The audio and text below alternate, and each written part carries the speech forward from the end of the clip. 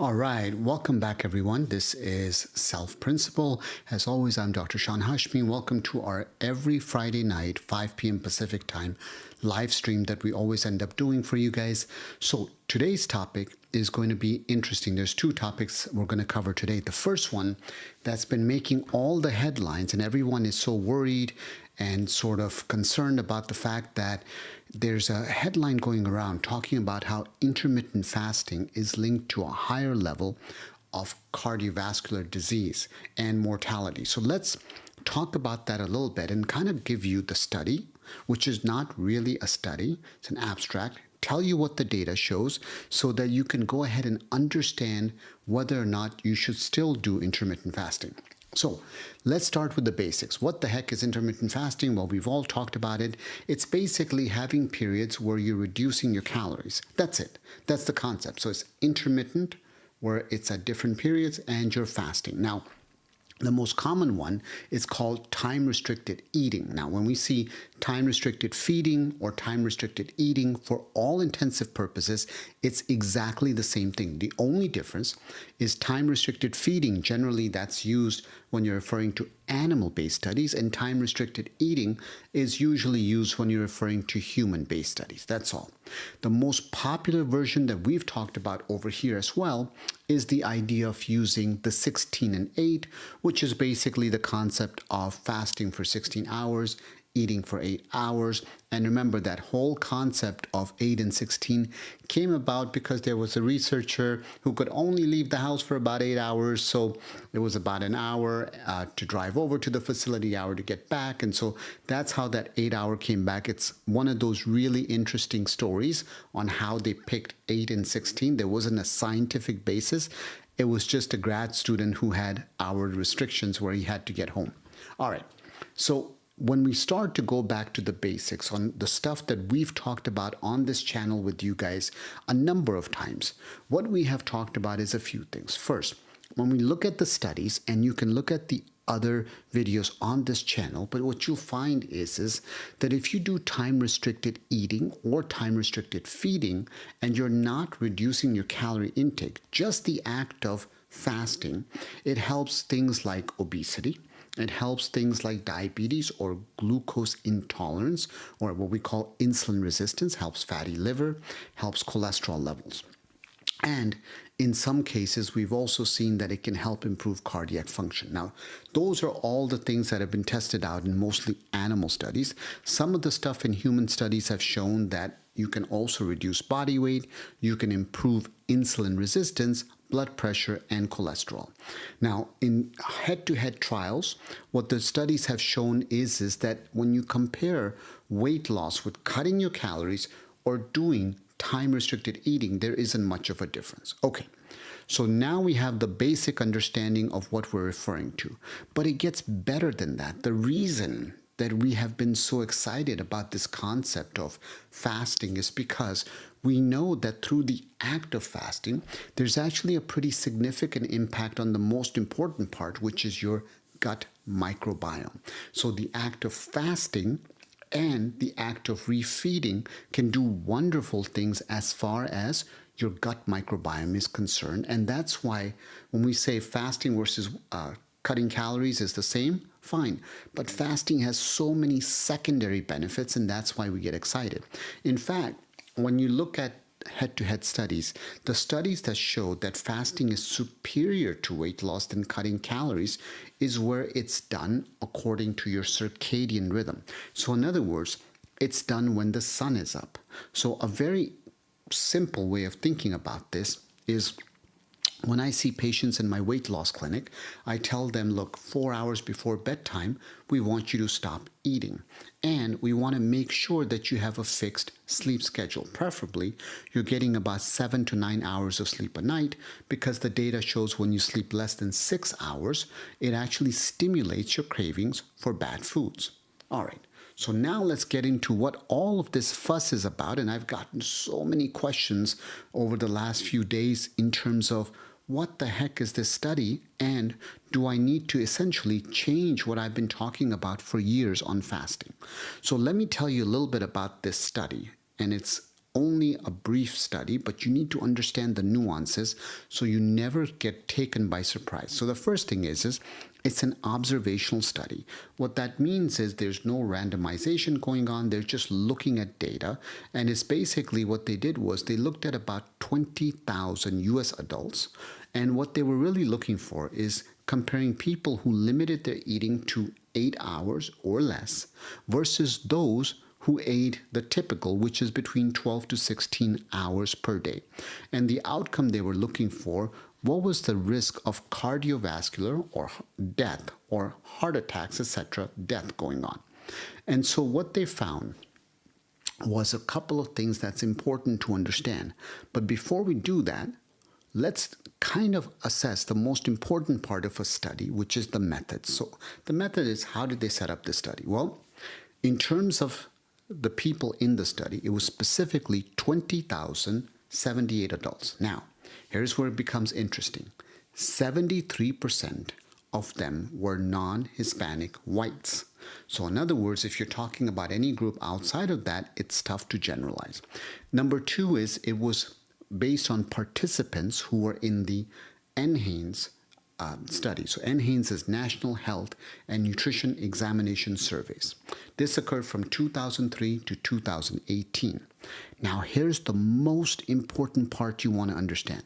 Well, how the heck did they measure if these guys were doing time-restricted eating, and were they doing it correctly?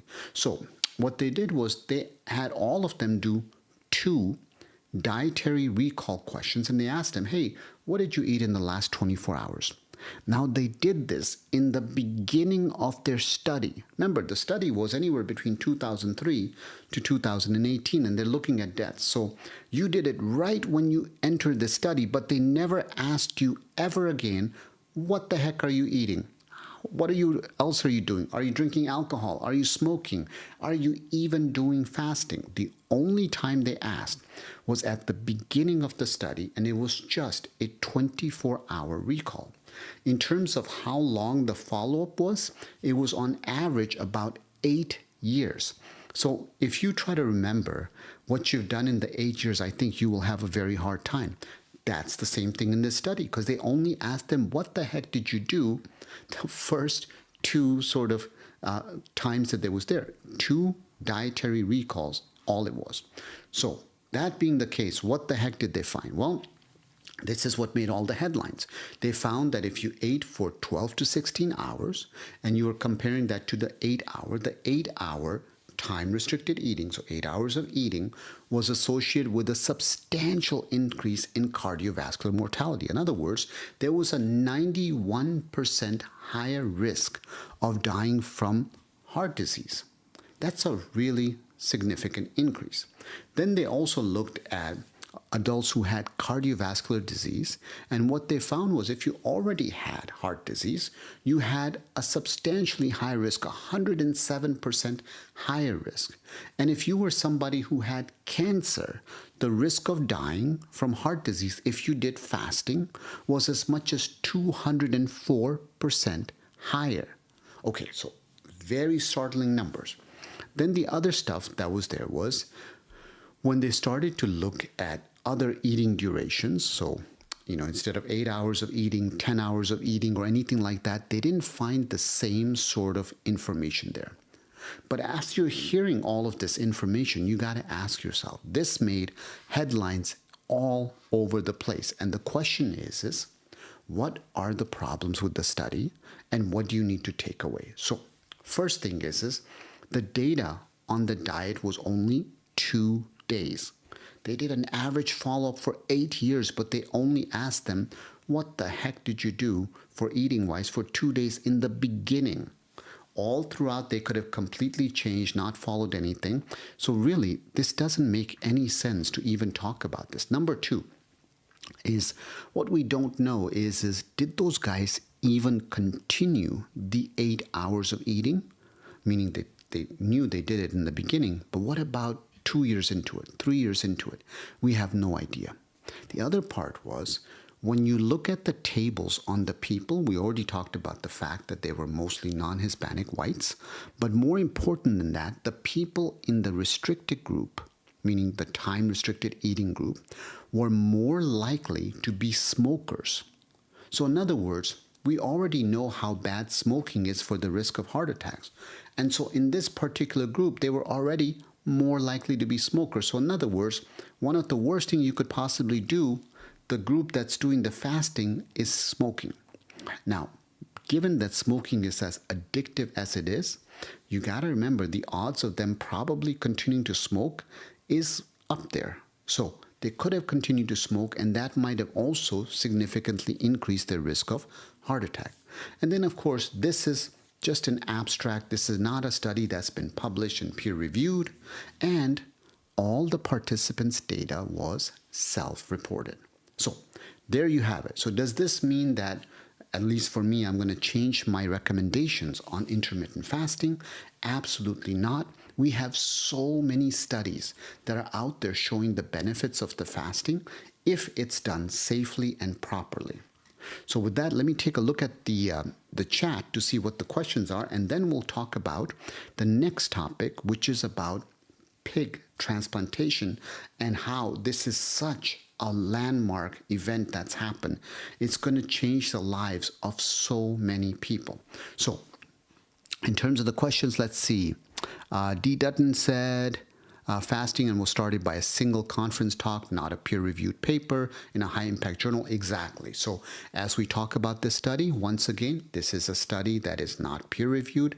It's an abstract. We talked about the limitations, even if it was in a peer-reviewed journal, which once again, I've seen many studies published that have been in a peer-reviewed journal, very big journals, but they suffer from this flaw where the survey was done only in the beginning. In fact, there's a nutrition study that I talked about many times where it was a 26-year-old follow-up where they only asked one time in the beginning of the study what people ate. And then they made their conclusions based on 26 years.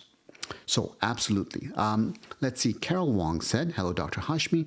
Should the standard 2-gram low-sodium diet apply to all heart and kidney failure patients, i.e. for a 90-pound versus a 160-pound person? Seems to me the weight of a person matters. So, Carol, this is a interesting question because sometimes when we talk about these kind of guidelines, we also want to make sure we look at the person. So, for example, what's the goal of restricting sodium? The goal is to control fluids in the body. The goal is to make sure the blood pressure is okay. So if we're doing all of that, we're getting the metrics, there's no extra swelling in the body, there's no extra shortness of breath, the blood pressure is okay, then whatever sodium content you're getting, we're good at. Now, that doesn't mean you want to go crazy on the salt, but you want to realize that. And you also want to understand that if you're somebody, for example, in your case, where you're giving the example of a 90-pound versus a 160-pound, obviously for a 90-pound, those total intakes are going to be lower. Hello, Van. Thanks so much for joining. Hi, Kenneth. Thank you so much for the kind words. Kenneth said, does fasting hurt your kidneys? No, fasting does not hurt your kidneys. In fact, if it did, then all these people in every religion, whether you're Muslim, whether you are Christian, you're Jewish, there's fasting in just about every religion in different formats. And as a result, all those people would suffer from kidney disease. But the answer is no. And Vincent, I hope your ultrasound comes back good. And so, all right. Now, let's switch topics a little bit. So we talked about the study on intermittent fasting. Next, I wanted to share with you guys this really exciting thing around the pig transplant data that just came out. So for those of you guys who are not aware, who haven't been to the channel, we talk about kidneys a lot. I'm a nephrologist and an obesity medicine specialist. But in the United States alone, it's so important to keep mentioning the statistics that there are literally 90,000 people waiting for a kidney transplant. And what's crazy is more than 3,000 people die every single year while they're waiting for kidney transplants. This is absolutely crazy. And what's really, really sad is every single day, there are 17 people in the United States who end up dying who are waiting for an organ transplant. Heart, kidney, liver, etc. So it turns out of all the organs, what we know is that the kidneys are in the shortest supply, and there are so many people waiting for it. So what makes this story so unique is this is an individual, he's a 62-year-old man who had a kidney transplant before. It failed, and he was having so many complications. His name is Richard Slayman. It's all over media, so he has given permission for his name to be used. And he got his kidney transplant on March 16th of this year. So today is the 22nd, so this is just about 6 days ago. And what's so interesting about this is the kidney was actually taken from a pig, and what they did here was they actually did 69 different edits on the genome of the pig to make sure that when they transplanted it into Mr. Slayman, that his body's immune system would not reject it. And this is amazing to think about how far our science and technology has come to be able to do this. And part of the reason for making so many edits is because of the fact that what the lessons have been learned in the past is that you can have the donated organ have certain viruses, and those viruses can lead to infection in the transplanted person. They can lead to organ failure and rejection, and of course they can lead to death. And that's why it becomes such a big deal. Now, this transplant, this pig transplant, was approved by the FDA, but it was given specific sort of classification, and that classification is compassionate use. And basically, that's given when a person really has no other options, their life is at risk, and there's no real alternative treatments available. Now, here's what I got so excited about. So for Mr. Slayman, his starting creatinine was 10. Normal is, depending on the lab you're using, 1.3 or less, or 1 or less, depending on male versus female. But here's what's so exciting. So they put this kidney into Mr. Slayman. He was at 10 on the creatinine, and by the 4th day, good urine output, the creatinine is down to 2.4.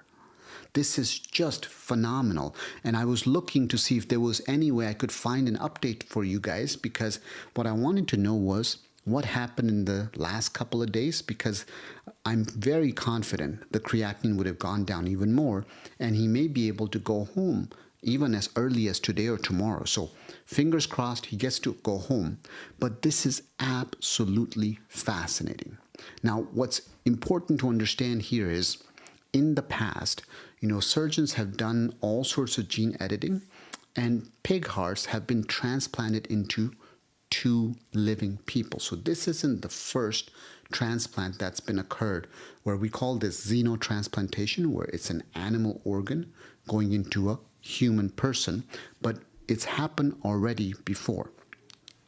Now, with kidney transplants, what's been done in the past was they were modified kidneys, but they were transplanted into people who were essentially declared brain dead. And the reason was they wanted to see if those kidneys would function or not, but it's never, ever been done in a live person. And so what happens here is the data we get from this is going to change so many lives.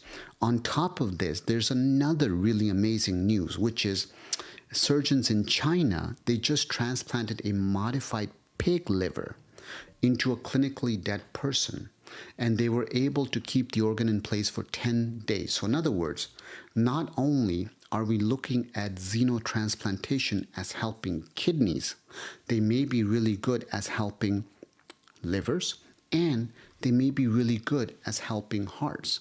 Now, with pig hearts, it's been trickier because the first genetically modified pig heart that was transplanted, the issue was that it was likely had a virus in it. And so, as we talked about, viruses, if they get transmitted, they can cause the organ failure, they can cause the person to die, organ rejection. And so for the organ's failure, most likely that was the case for the first heart transplant that occurred. But bottom line here is, as you guys are listening to this news, this is an amazing, amazing, revolutionary time that we're dealing with in our history. And I can't wait to keep you guys posted. I'm going to keep looking for updates around this, and I'll ask you guys the same. If you hear any updates, please pop it on our YouTube channel, put it in the community section. I absolutely would love to hear how this story turns out, because the number of patients that in my career I have seen waiting on the transplant list and die is just heartbreaking. Absolutely heartbreaking. All right, so with that, I want to spend the rest of the time with you guys answering all the questions and any questions that you guys might have about these two topics or any topics that you really want to talk about. So let's go back to the chat.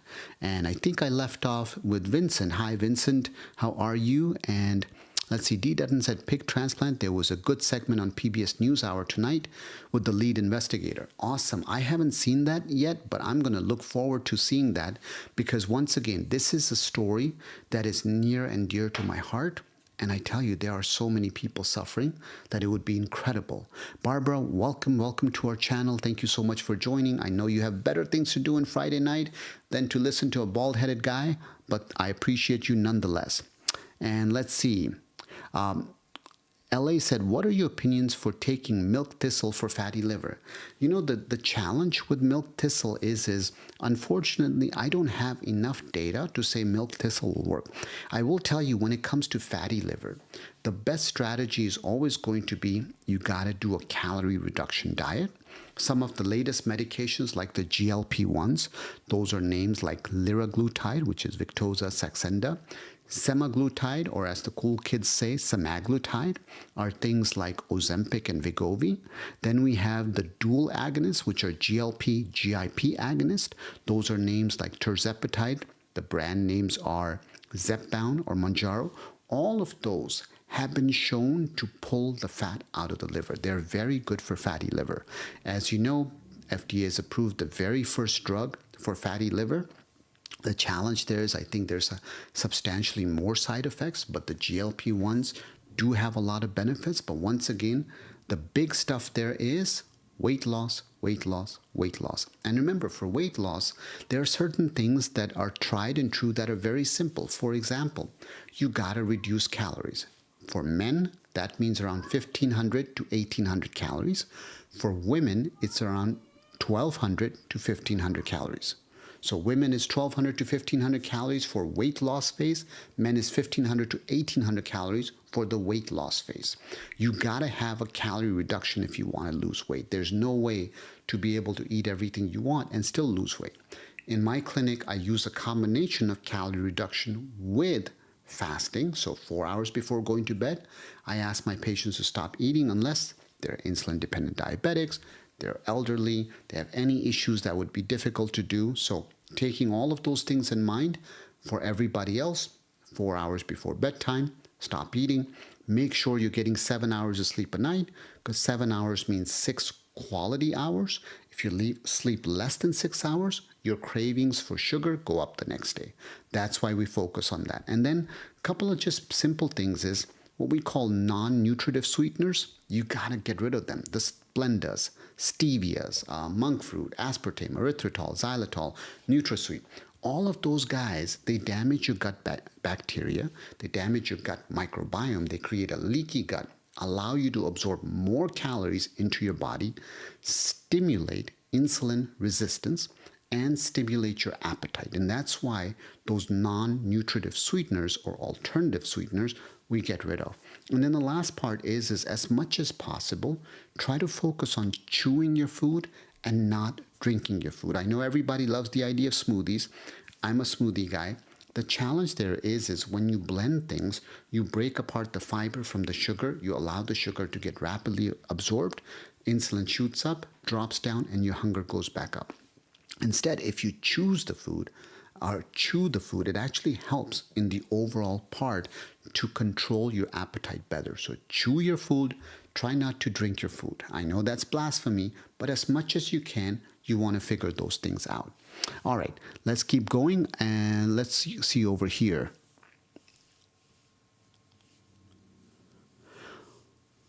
Let's see, Jed said, Why would they do such a study knowing or possibly compromised data set?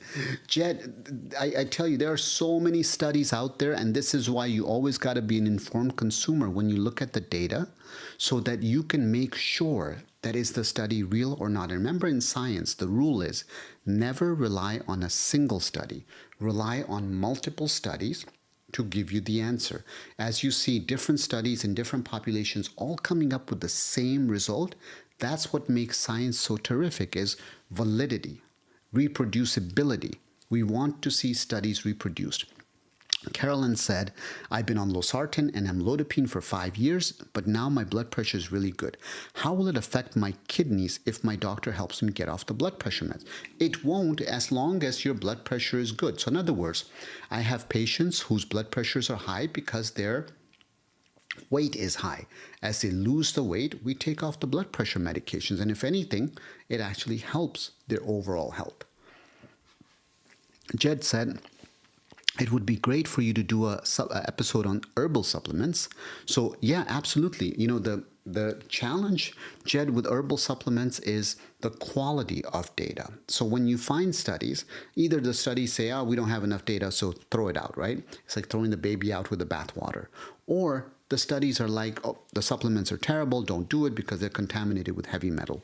So we never have good quality studies, and I think that's why you'll find that just about everybody who talks about herbal supplements, they end up having a challenge because it's so difficult to be able to get good quality data.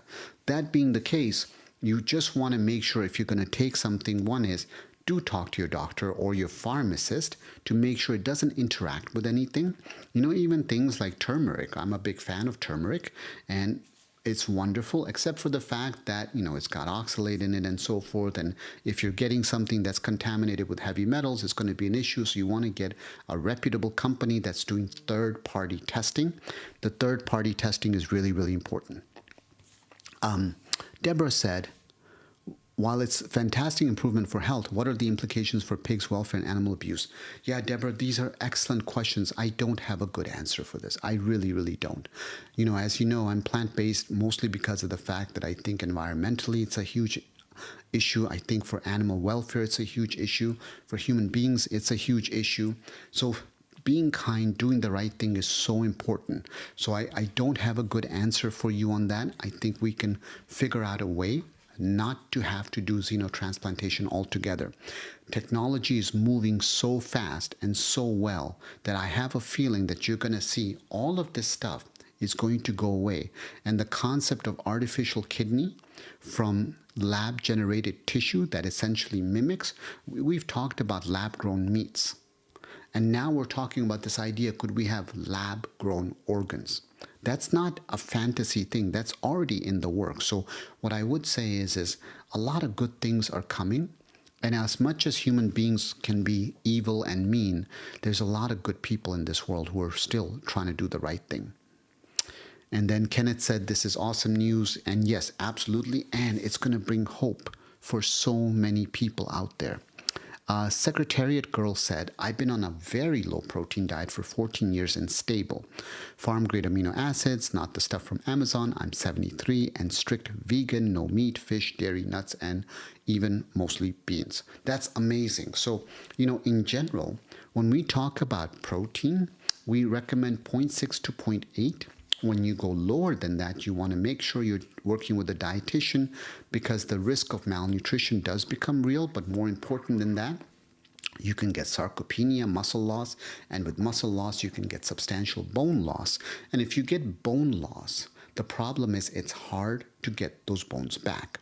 All right, moving forward, let's see. Do you recommend people with fatty liver to take bile salts or TUDCA? I'm not aware of what that TUDCA is but there are so many mnemonics. So if I'm missing something, let me know in the chat what that is, and I'll be happy to answer that question. But the answer is for bile salts, no, not really. I don't have any good data as far as that to support it. So the answer is no. With fatty liver, it's all about getting them to get rid of the fat, especially the visceral fat, so that we can make them healthier. Do calcified fibroids affect your kidneys if located near or on the bladder? Not necessarily. The only time that they would affect it is if they're blocking the outlet for the urine to get out, and then they can back up. Kenneth said, what about honey? Honey acts just like sugar, so just know that there's really no difference except for, we get all this information about it, but no, it's just like sugar. Renal diet is good for you. Yes, renal diet is great for you, specifically because it emphasizes more plants and it cuts down on processed foods, salts. And so the idea there is, once again, moving towards eating more plants, watching out for the potassium. But once again, if you get your blood test, we'll check it. We'll let you know if you need to cut back on certain fruits or not. But remember, don't throw the baby out with the bathwater. Just because somebody's talked to you about potassium, don't turn that into a very big deal. Let's see, Barbara talked about the fact that her nephew worked on the kidney project at the University of California. Very difficult to get funding. It is, but things are changing. There's a lot more people who are coming into this, and as a result of it, you're going to see the interest in this field is just getting higher and higher.